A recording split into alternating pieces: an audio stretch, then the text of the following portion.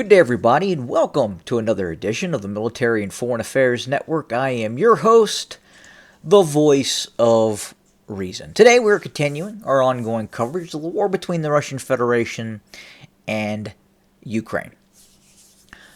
So today, I want to start off in Avdiivka. Now, we are receiving reports that the Russians have been able to shatter Ukrainian defensive lines to the southeast of Avdiivka. Now, what has happened? Well, if we scroll in to this southeastern quadrant of the ongoing battle for Avdiivka, you can see here by the deep state map that the deep state map, which tends to be pro-Ukrainian, and oftentimes will delay reporting Russian capture of territory. So you can clearly see here this gray area. This area indicates that there is ongoing fighting in this gray area. The area in orange, whatever color you would like to call it, is currently controlled by the Russians. Russian Spetsnaz, Russian Special Operation Forces, have entered Avdiivka on the southeastern quadrant.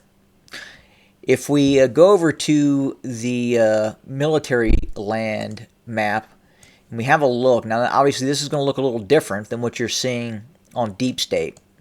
But the primary defensive units that the Ukrainians have deployed, the 110th Mechanized Brigade, this is the primary unit in this southeastern quadrant. You also have elements, and you have the 53rd Mechanized Brigade, as well as the 47th Mechanized Brigade, and acting as a fire brigade, a reserve brigade, is the 116th Mechanized Brigade. But if we go over to the Rondelli Foundation map, and we have a close look, now obviously this has not been completely updated, but this map will really give you an idea of what has happened on the ground. The deep state map, everything looks very sanitary, but if you zoom in on the Rondelli Foundation map that's being utilized, you can see the sheer devastation in this conflict. You can also see very clearly Ukrainian trench works, Ukrainian fortifications. You can see here. These are Ukrainian fortified positions along this road, and obviously into these forested areas. The Ukrainians have heavily fortified these areas. You can clearly see layers of very deep trench works and fortifications. You can also see very closely here these trench works, again these fortifications by the Ukrainians, have been broken by Russian forces. This is the current disposition of where Russian forces are. They have overrun and broken through this main defensive line being used by the Ukrainians. The fighting now is taking place inside the city itself, the outlying suburbs of the city. Fighting is now taking place within 1,000 meters of the main defensive redoubt for the Ukrainians. This area here is composed of mainly Soviet-era apartment blocks that have been heavily fortified by Ukrainian forces. Now, we anticipate the Russians are and are going to reduce and rubbleize this area. Unless the Ukrainians completely pull out, we are continuing to see very large aviation bombs being used against these targets, specifically in this area. You have to also understand that the Ukrainians have dug tunnels from the basements. Each one of these buildings has a basement. And these basement, they have dug tunnels interconnecting all of these buildings.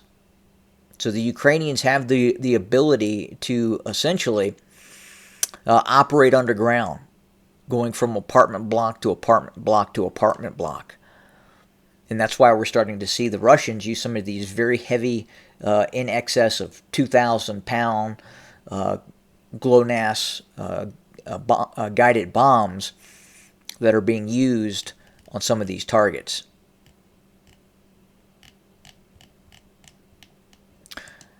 Now, if we go back to, again, the deep state map, and you can kind of see here, this is indicating areas of ongoing contested areas and where fighting is taking place. And then we go back to, the Rondelli Foundation map, and that's this area here. So the Rondelli Foundation map indicates that the Russians have moved forward to where this dark line is. And this is where some of the most heaviest fighting is taking place. And then again, you go over to the deep state map, and you can see where the fighting is actually taking place. Now, the Russians are also moving to the south of Avdiivka and to the north of Avdiivka as well. And very heavy fighting is taking place near the coke plant as the Russians continue to use kamikaze drones and aviation to soften up Ukrainian targets in this area as well.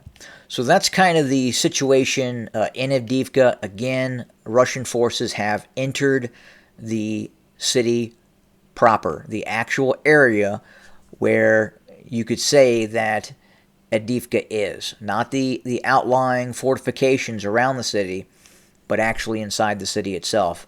Russian Spetsnaz forces have entered. Now,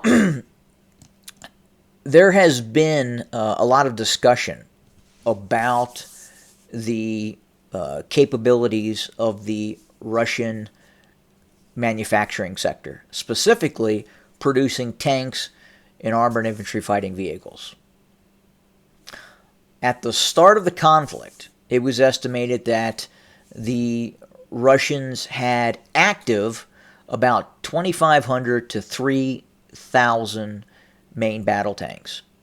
These main battle tanks consisted of T-90s, T-90Ms, T-72s, T-72B3s, T-72B3Ms, T-80s.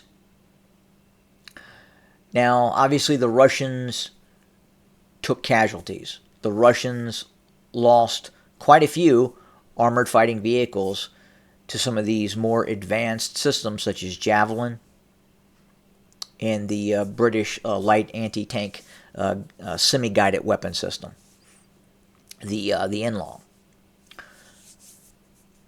Now, there was a lot of discussion just a year ago, maybe a year and a half ago, that indicated that the Russians were not going to have the ability to reconstitute many of these tank units.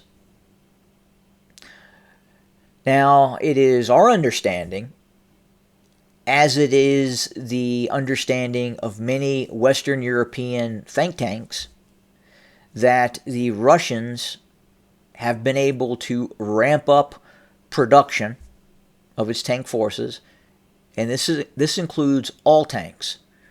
T-80s, T-72s are being brought into service, refurbished, upgraded, and then put on the front lines. New T-90s are being produced, some of the latest variants. It would appear that some of the challenges that the Russians had in terms of manufacturing the thermal imaging optics that greatly enhance these armored vehicles' lethality and ability to operate at night, and ability to engage and identify concealed Ukrainian armored infantry fighting vehicles and wood lines and what have you. Look, thermal imaging optics is just not used at night. as a former tanker, we would normally use our thermal imaging in the daytime as well. You can see the heat from concealed enemy armored vehicles and thus engage them. Now it appears the Russians are now fully manufacturing their own thermal imaging optics. Now, are these systems and some of these components coming from China? Possibly. But be that as it may, we understand now that the Russians have fully reconstituted their main battle tank fleet, meaning the number of main battle tanks operating in Russian frontline units, such as the Russian 4th Tank Division, the 2nd Motorized Rifle Division, the 150th Motorized Rifle Division. These units have been fully reconstituted with main battle tanks.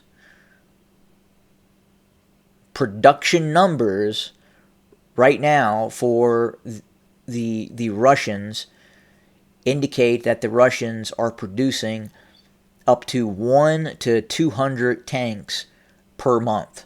Now look, this is both refurbishing existing tanks and the production of new tanks as well. We think that new tank number is between 20 and 40 tanks per month, or just about 1 battalion set of new T-90 main battle tanks per month. But you have to include the upgraded tanks as well that have been taken out of long-term storage, fully upgraded, meaning a new suite of advanced armor, new thermal imaging optics, and then deployed to front lines.